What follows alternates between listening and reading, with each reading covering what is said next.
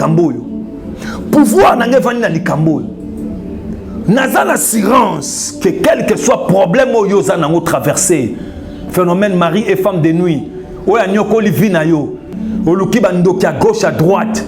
Naza l'assurance que nzambo akango li bato partout dans le monde a okango la pe bon moyen. Makambo o ezo le kanakati ya vi na yo. O consulter ba docteur pour un problème na yo ya santé. O consulter ba marabout pour un problème no ya santé. O consulter ba féticheur pour un problème no ya santé. Zo ba des problèmes no ya santé. Base nango et dans la qui phénomène mari et femme de nuit. Respiration. On doit sentir que ma présence abat. Vertige. Libumuko baluka. Zo kane zalaki femme de nuit. Ayaki na maladie. Banda ba komela ba kisi mutu pasi wana si la kate. Mutu ebetaka. Benga biso to expliquer yo origine na mutu pasi wana.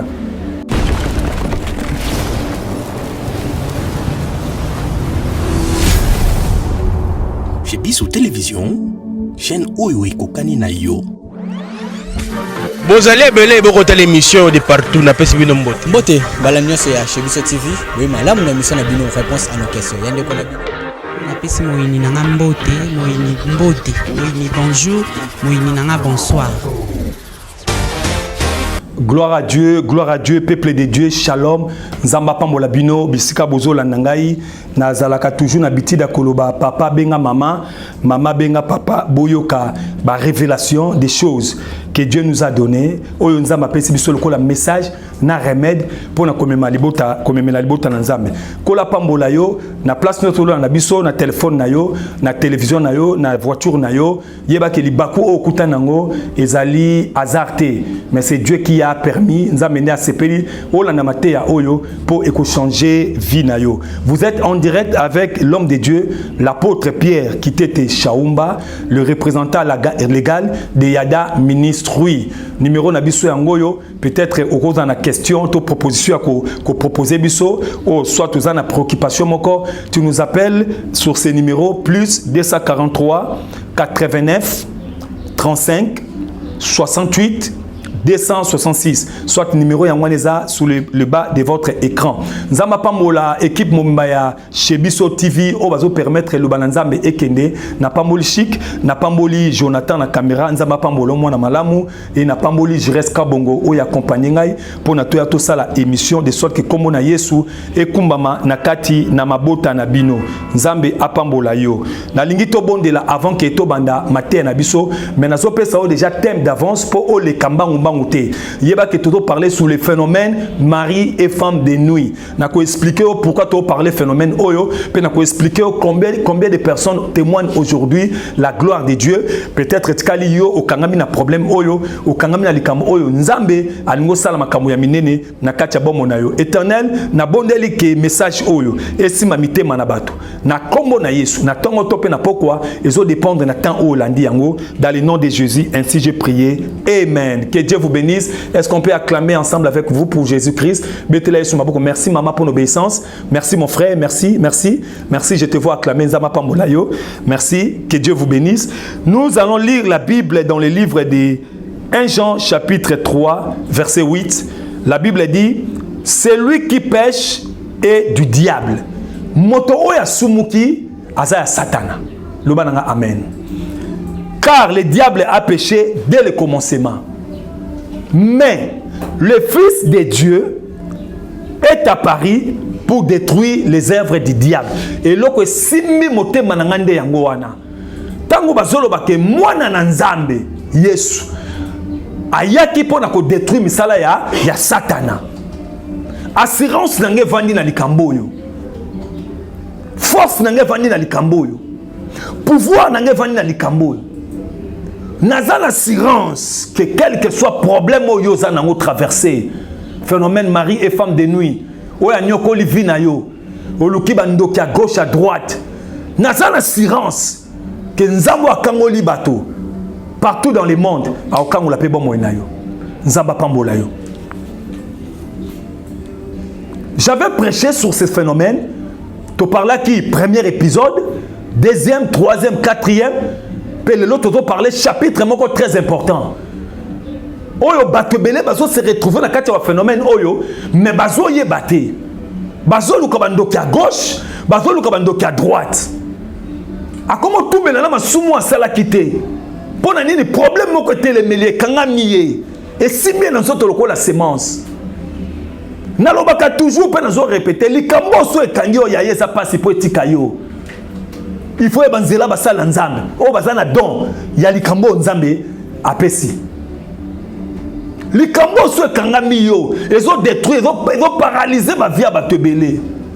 Nayoki ba témoignage à batebele nazo lela nazo tangisama ya misu. Batumisu nzamba benga ki bango po batala grand. Batumisu bazaki na destinée royale. Bazaki na makila bokonzi, ba diriger ba mboka, ba diriger ba nation, ba diriger ba entreprise. Mais le phénomène oyo et quitter si bango jusqu'au bas. Azo comprendre que vie na sens niezo kende. Il est intelligent en tant que classe. Il est capable. Avec la capacité belé plus que Batumisus. Mais vie n'est-elle mis place moko. Azo baluke sika moko.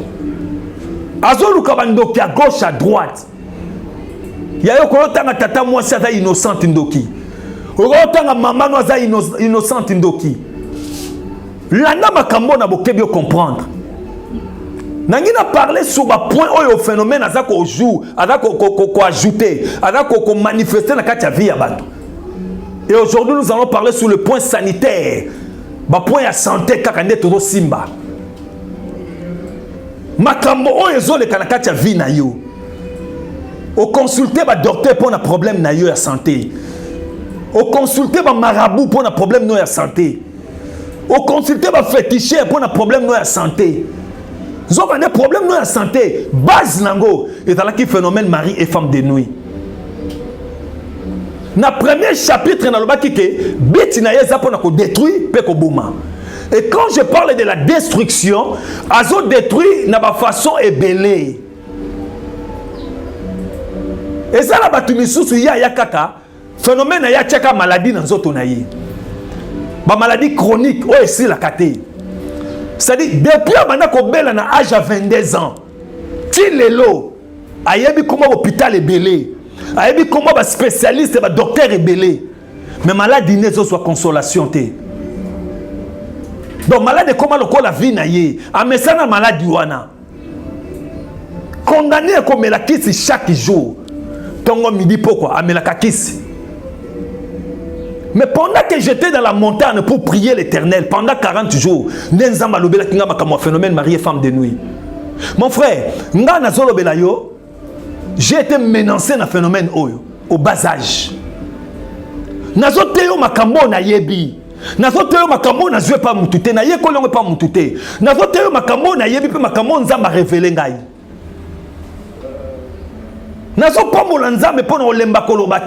Aujourd'hui, il y a plus de 87% des gens qui témoignent de la délivrance. Papa, ce qui n'a pas sur ma cambonga na yoki. Oh, mari peut femme de nuit, à san na katia ba vie à bateau. Au kotang sama ya misu. Au kolwa peut-être yoza na problème te. Mari de nuit, oh, azoya koluka mwana mwasi. Na deuxième chapitre na lobaki boy libala ya buto sala makandenge moko na libala ya moyi ndenge mobali soka ye kolinga yo mobala ngabala yo mobala vandi si batata mwasi ba mama kulutu ba noko ba vandi ba sololi apesi mbongo ya dot. C'est ce qui se passe aussi à la nuit. Eza makambo ezo leka na butu. C'est-à-dire tant mari de nuit azoya koluka yo cérémonie mobimesala makana butu. Yango somo ne pas il va pasteur ebele baza ko échouer soka zo bonne la pona yo mari de nuit accueilli après un mois zongi après 2 mois zongi après il en a zongi baza échouer pona nini baza ko arriver ko commater ko kene ko détruire la cérémonie et salamaki. On peut prier seulement pour toi on dit au nom de Jésus lokola bazo banga comme Yesu nde bakendaka mais mouvement na bango ezalaka aller per retour c'est-à-dire bango soki bakei bazongaka c'est ça leur mouvement baza na 2 mouvements. Dans la débit, détruit et tué, dans la deux mouvements, aller et retour. Ça dit soka kei azongi. Et pourtant azongaka na méchanceté à kosakanate. yango mona ka condition na yo avant ba prier pour na yo na après ba prier pour na yo condition qui bizarre. Non, c'est un phénomène moko ko ndi matin na vie na yo. Boya yango yaya. C'est un phénomène ko sepela na ngote. C'est un phénomène ko bokola ngote. Na lobaka ke babokola nzoko na ndaku te. Mokola koma mneno obuka ndaku. Ko bokola semence na bomo na yo te. Ko bokola semence na vie na yo te. Ndeko azo bisanga c'est normal. Na boy na nga dépense na basa mokili. Basa mokili baza dépense wa ko senga nga kabelo wa ko senga nga liputa super wax wa ko senga nga chosi wa ko senga nga $100 bande ko ne pe bazo senga mozoe bateke mari femme de nuit asenga ka mbongo makasi koleka mwasi ya mokili femme de nuit azo ya ko détruire et après ça va ko détruire abomi azo na ba maladie chronique ba maladie incurable. Oh, bah, t'as lu une échographie malade des athées, Mozobela. Na oti kolobela bino ke naza victime, nazaki victime ya makamboyo. Na vie na nga na mesana katango naza mwana mke na okola, na banoko taka ba film pornographique, ba film pornographique. Enzoka nene yeba kiteke na fungola ki porte pour na phénomène oyo kota na kata vie na ngai. Et mukolo phénomène kota ki na vie na nga c'était difficile. C'était très difficile. Et là, on est salamaki. Tant on a vendu, on a dit non. Les cambons n'est pas que neboy. Et ça m'a monté. Malgré que na semble l'évangile est côté na comme l'église. J'étais modérateur à l'église, mais phénomène est kangama kingai. Phénomène est simba kingai. C'est ce qui se passe à plusieurs. Il y a même des pasteurs. Oh, bah ça déranger le phénomène oh. À côté ba gêne, abondé là, mais na butu na ye, azomo na ngokaka. Ndeko zo bisangani papa, toza na retraite à 7 jours en église. Premier jour to bondeli to salba prière autorité, to lali. Deuxième jour to bondeli en gêne, to lali. Troisième jour na lali bo na katia retraite. Marie femme de noyer. Abimina responsable intercession église. Na katia permanence, na retraite s'il vous plaît. Abimina responsable na lamuki na tongo, amoni pe semence amona mobile bimi. Voilà ce qui se passe. Il y a délivrance nango benga na numéro oyo. Dieu nous a donné le message, Dieu nous a donné les remèdes. Tant on a mona ki makambo e koma ki na vie na ngai koma menga ba maladie moko chronique. Na âge amuke na bi non, je dois aller consulter Dieu. Na kena hôpital, ba komi ko tala nga l'hôpital. Ba l'examen examen oyo, na futi ba sanga moté mezo vimba. Moté mezo vimba na 2 cm. Moté mezo vimba. Pongi ozola la te butu mobimba. Respiration. On a senti que ma présence à battre. Vertige. Libumuko baluka. Nous avons zalaki femme de nuit. Aki na maladie. N'a pas docteur alobi que malade des athées. N'a bi docteur. Yo lobi malade des athées. Oh ndekona mso bi malade des ali. Mais yo lobi malade des athées ndengeni ngala zo kapasi. Ngazo la pongité. Tangu na mone komili kamabo na bité. Oye komili kamabo nganga nzambe. Ndepa na mataki na mangengenge pendant 3 jours. Na keko bonde la nzambe. Na lelie pa nzambe. Na bonde li nzambe na bikolo na na mission. Ya osala pona kombo na yo. Mokolo na nzambe pesa kinga message. Mokolo na nzambe pesa kinga remède. Puis aujourd'hui nous sommes en train de témoigner plus de 85%. Ya bato to témoigner délivrance. Nzambe pe akobikisa ozola na ngai siko. Mais pourquoi il y a un phénomène marié femme de nuit? Mais c'est le message que Dieu m'a donné pour guérir beaucoup de personnes. Parce que dans la bateau belé les lots, bah moi on a mari de nuit femme de nuit dans notre côté, mais ma manifestation na yeza na bon na yo. C'est-à-dire il y a une fois peut-être qu'il y a 5 ans à déposer semence à Kenda. Semence soit ne qualité na 2e degré, ti na 3e, ti même na 5e degré. Semence c'est collier provoquer ma maladie à cœur. Bah comment changer ma maquillage chaque fois. On a la rein. Na famille non tabela rein azate. Famille non tabela moté mazate.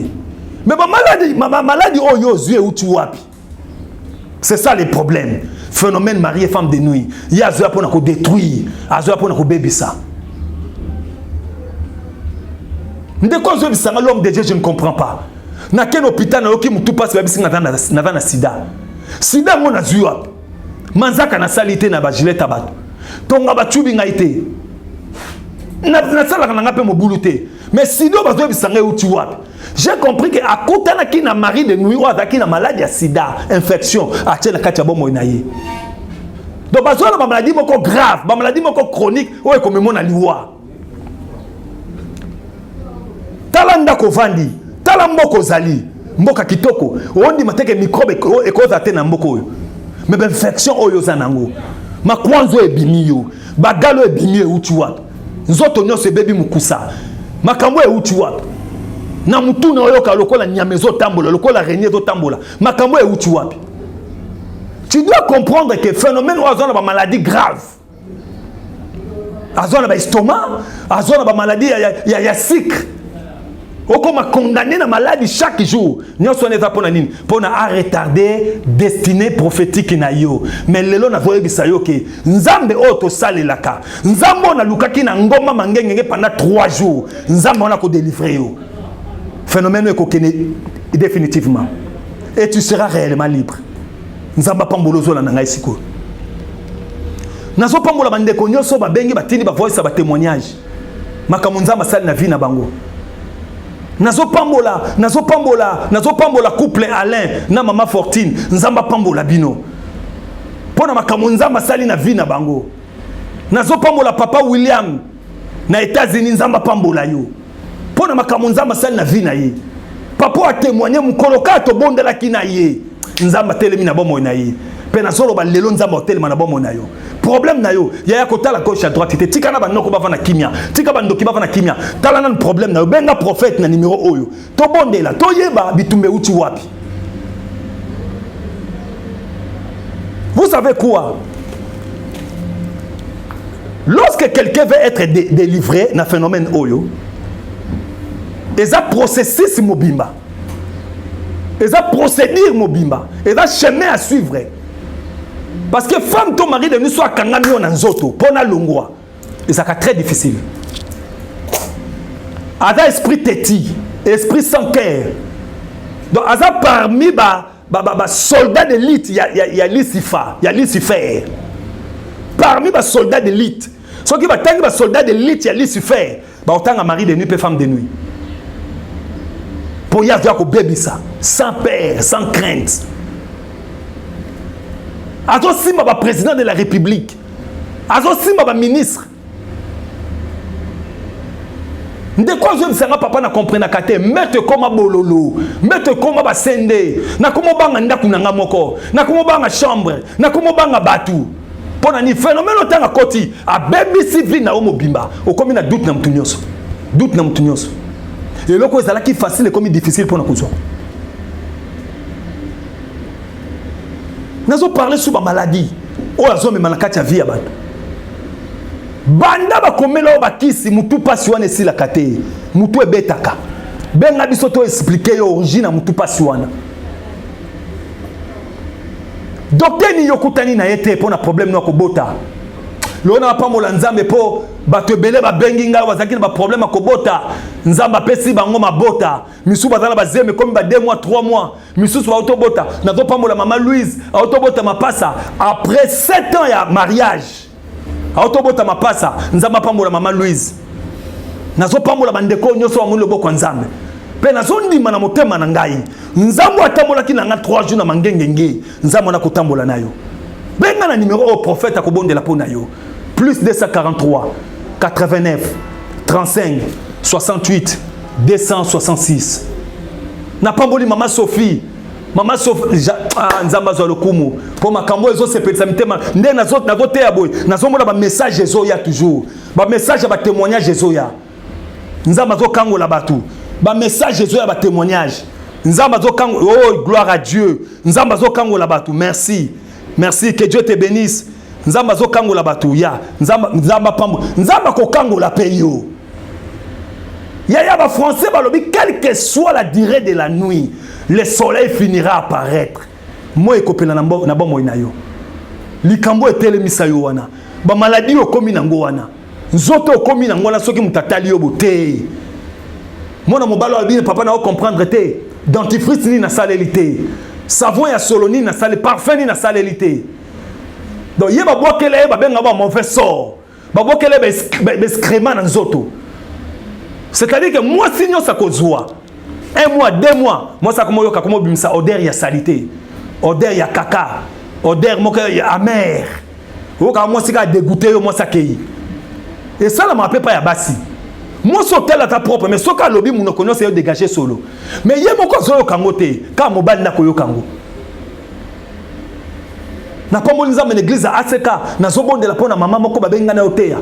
Maman afungoli ka munoko boye. Odeur à ma bébé. Mais batu misu bazo odeur on a te nzamba fungola kingai ba sensibilité spirituelle pour la yoka. Nde to comprendre que bituma ya maman opona libala na ye ezaki munoko ba bébé saki munoko na ye odeur.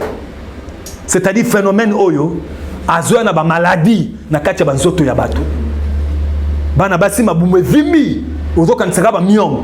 Docteur akenoko bébé sa oli bumu pamba. Bako pasolo mabumu pamba ezali kamona te semence kota kati na yo benga biso to bondela nazo pamola mama Marie-Louise ya zakili bumu vimba bo alongwe na poto ayeti na Kishasa ba opérer ye Natalia na miso na bité ezali comme opération te na bita zo huile d'olive to bondela azi huile d'olive to bondel na biko bangelo côté dans 3 jours miracle salama. Maman a quelque sukola boyo qui pose à grand besoin. À côté de la toilette boy, amoni mas moko lokola ya musunya nyama et bimia na nzoto ba c'est quoi il pouf. Maman gangi. Banda mukolo na libume kita. Maman azana bana bokoli. Tala makamunza mazo sana. Nzamba osala pe na bombo na yo. Phénomène mari et femme de nuit. Azana base ya santé na yo. Azana base ya makamobele. Benga biso na numéro nzamba kosala. Nazo pambola papa le mama Fortune na pamboli bino na pamboli papa Williams aux États-Unis na pamboli bande konyo soyo oyo batini ba témoignage na bango oyo nzamba sala na kati ya bomo na bango na pamboli bino nyoso nzamba pambola bino nzamba mema bino musika kemo na nzambe za kati na bomo na bino tika loboko nzambe na nga atamola la bino définitivement bomo na kemo na nzambe pe makambo bozalaki ezaki incapable ko sala ngo bozala capable ko sala ngo. Phénomène oyo yaya batobele bakoma luka bandoki na famille oya okanga noko bato za innocent benganga to sala examen to solola salo kir dam na otali salo ko fungola ki porte sika moko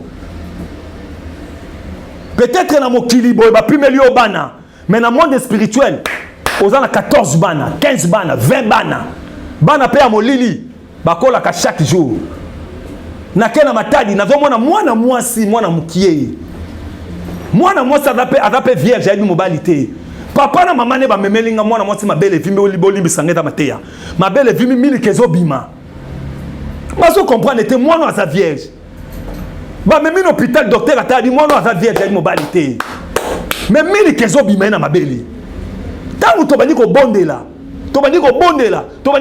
nzoka de mwana ya mwasi autobota bana 4 mbala moko amelisaka bango tala mabele ndenge vimbi to konti prière une semaine to bondeli to kati ba chaîne to kati ba lien to bebisi ba cérémonie nyoso to konti ti na profondeur ko que no tala biloko ba sombaka na monde spirituel to ke to tumbi yango oya mwana na to zongiseli oya mari de nuit to zongisi to ke ko tala tina bana wana to bani ko détruire mwana moko lelo mwana wana mwasi nzamba pamboli mabele ne zongi normal. Vous voyez ce que Dieu fait. Ba transforma kanzoto ya bato peut-être aux amona mkie ba peso apparence amkolo benga biso na numéro oyo plus 243 89 35 68 266. Je répète pour la bonne compréhension, plus 243 89 35 68 266. Wana soko benga d'appel numéro WhatsApp, soko benga aux direct. L'apôtre Pierre qui était Chaoumba, le représentant légal de Yada Ministry International. Soko bengi to solo à long et à large pour TV et Satan. Au bengi to solo moulay na ko disposer le to na pona ko yokayo. J'ai une équipe ya prière intercession mobima auto bon de la ka uniquement pour na baka oyo. Et je suis sûr avec mon Dieu nzambe ako défendre kanayo, nzambe opeso kimia pe oko récupérer ba valeur na yo nyoso oyo o perda. Na ngina bon de la pona yo, bisiko zali zalaka humble, zo loboko na yo tia na motema na yo, na sengi faveur nzambe likola bon na yo. nzambo atambola kananga atambola na yo moto nyonso azokota a contact oyo azobenga nzambe a récompenser vie na ye nzamba kota likambo na ye na kombo na Yesu na bondeli boye amen. Que Dieu vous bénisse. Bye.